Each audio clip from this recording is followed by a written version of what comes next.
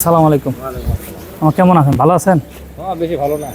আচ্ছা, এখন তো স্কুল কলেজ কোচিং সব বন্ধ, তাহলে আপনাদের এখন মানে খ্যাপ বলবো না টিপ বলবো, কেমন হচ্ছে আপনাদের টিপ? খ্যাপ অনেক কম। স্কুল কলেজ খোলা থাকলে তো উত্তরায় খ্যাপ বেশি হয়। আচ্ছা, উত্তরা দিয়ে স্কুল কলেজ দিয়ে জমজমাট। আচ্ছা আচ্ছা আচ্ছা, এই জন্য খ্যাপ অনেক কম।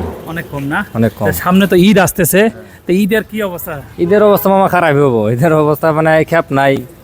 ঈদের বাজার খরচ করে খাবো না, ঈদের মার্কেটে করবো।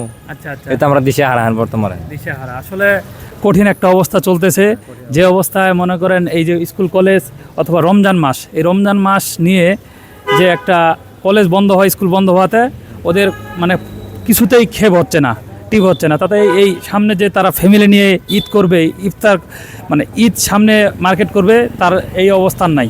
তো যাই হোক মামা, আমার তরফ থেকে আপনাকে আর কি কিছু তাবারুক দিব আর কি রোজার জন্য। তাহলে আপনি এটা ইয়া করেন একটু। হ্যাঁ, তো ঠিক আছে, আপনাকে আমি আমার তরফ থেকে এখানে ইফতারি সরঞ্জাম যা যা দরকার সবই আছে এখানে। হ্যাঁ, কলা বুন্দিয়া ইয়াটিয়া আপনি এটা রাখেন। হ্যাঁ, একটু ইফতার করেন। ঠিক আছে তাহলে মামা, ভালো থাকেন। ওকে, আল্লাহ হাফেজ, আসসালামু আলাইকুম।